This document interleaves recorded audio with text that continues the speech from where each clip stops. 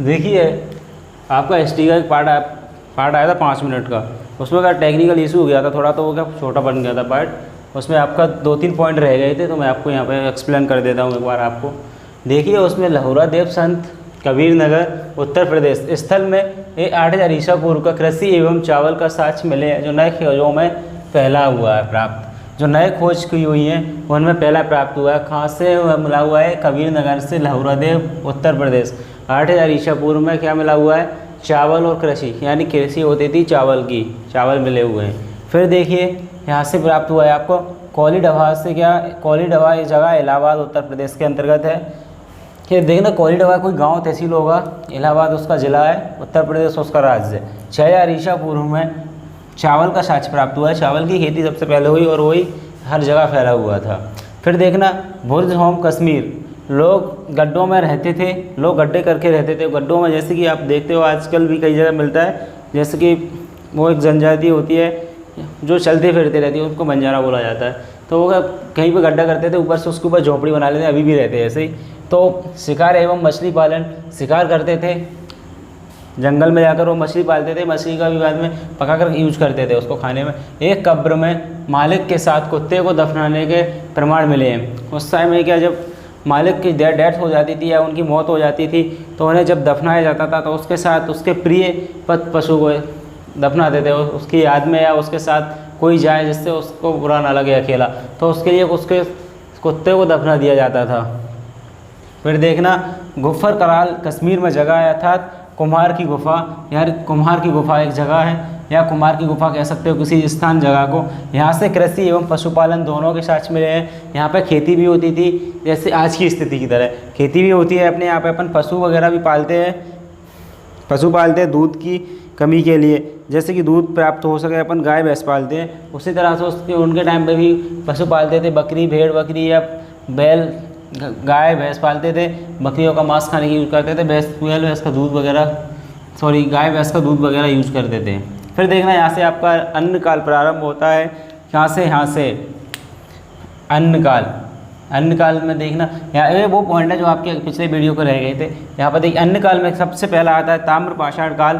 ताम्र पाषाण काल का मतलब होता है पाषाण यानी काल, पाषाण यानी पत्थर का काल, और इसलिए पाषाण काल चल रहा है इसलिए उसको पाषाण काल जुड़ा हुआ है। ताम्र यानी तांबा यानी इस काल में इंसान ने तांबा का यूज़ किया। मनुष्य के द्वारा, जो मानव के द्वारा सबसे पहले धातु यूज में लाई गई वो तांबा थी। सबसे पहले मनुष्य ने तांबे का यूज़ किया था।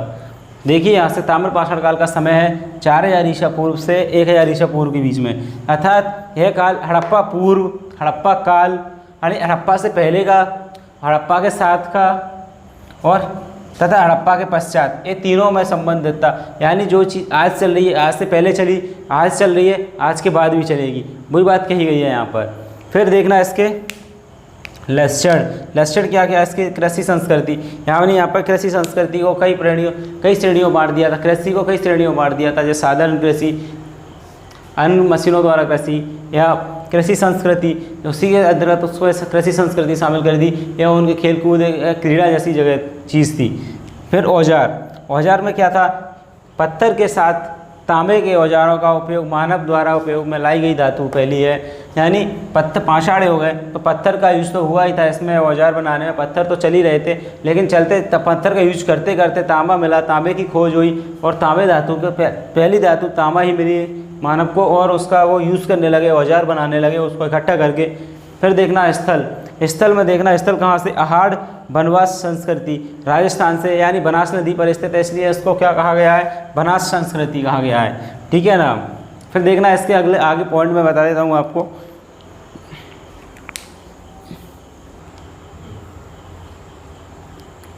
देखिए यहाँ से आपका अगला पॉइंट है अन्न पाषाण काल में आपका ए नंबर पर था। ए नंबर में अगले पॉइंट बचे हैं आपके कायत संस्कृति, एरड़ नब्दा टोली, सभी मध्य प्रदेश नर्मदा घाटी में। ये संस्कृति के नाम है कायत संस्कृति, एरड़ संस्कृति, नब्दा टोली संस्कृति, सभी जो मध्य प्रदेश में स्थित है, जो नर्मदा घाटी है अपनी सतपुड़ा घाटी, नर्मदा घाटी, उसी में स्थित है ये सब। फिर एक इनाम गाँव महाराष्ट्र, एक जगह है इनाम गाँव इनाम गांव आप किस राज्य में पड़ता है? महाराष्ट्र में पड़ता है। यहाँ पे क्या फेमस था?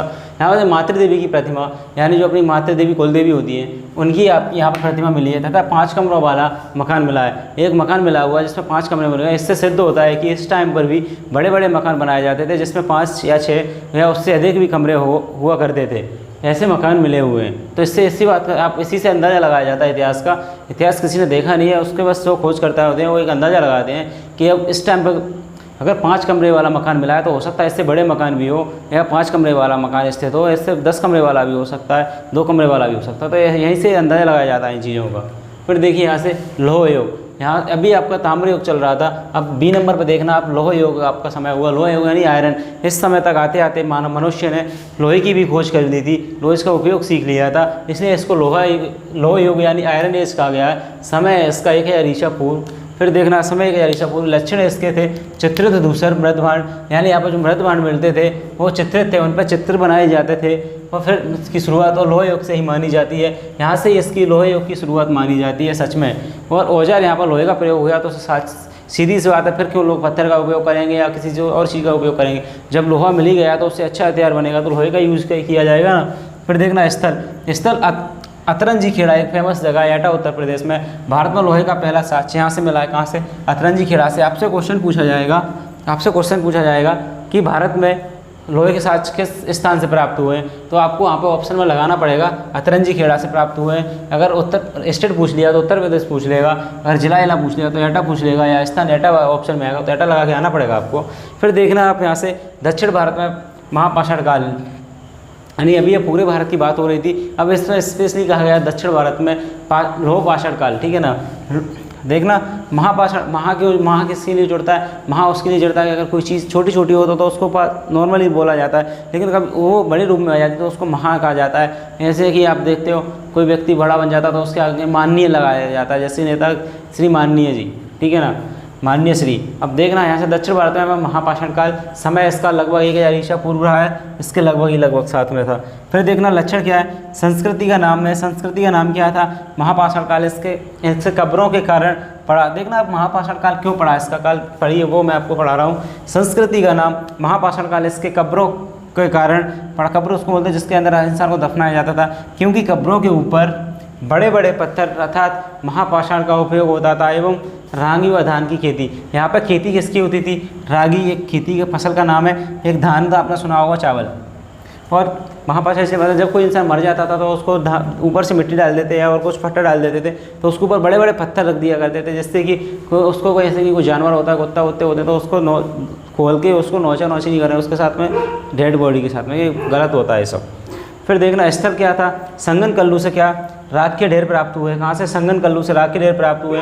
पशुपालन के साक्ष्य मिले हैं। जैसे स्थल में देखना आप, संगन कल्लू एक स्थान है साउथ में, वहाँ पर राख के ढेर प्राप्त हुए और पशुपालन के साक्ष्य, यहाँ पे भी पशुपालन सुविधा थी।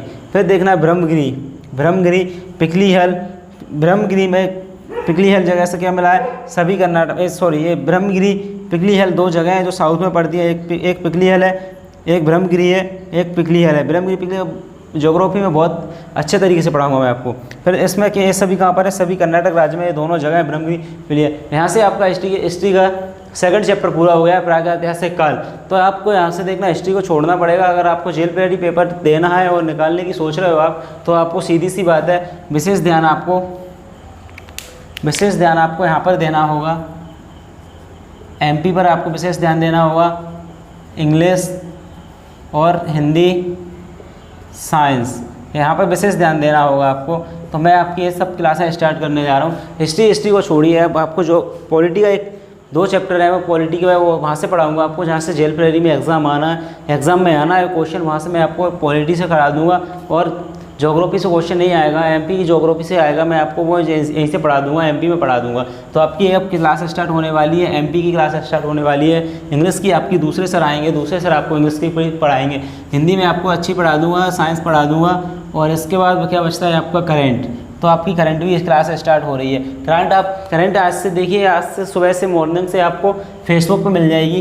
फेसबुक अगर आप जुड़े हुए हो तो यहाँ पर भी पढ़ाऊँगा मैं, लेकिन आपको ज़्यादातर करंट पर ध्यान देना होगा। फेसबुक रूपेंद्र रावत नाम से बनी हुई है, फेसबुक पे एक पेज बना हुआ है, द एग्ज़ाम क्लासेस नाम से, उस पर रोज़ मैं अब कल से अपलोड करने वाला हूँ आपके लिए, ठीक है। करंट तो देखते रहिए और प्लीज़ इसको शेयर सब्सक्राइब करते रहिए। मैं आपके लिए मेहनत कर रहा हूँ, इतनी गर्मी में, बहुत ज़्यादा गर्मी पड़ रही है। प्लीज़ इसको देखिए, यहाँ से हो गया पूरा। चलो ओके, थैंक यू, मिलते हैं आपके अगले वीडियो में।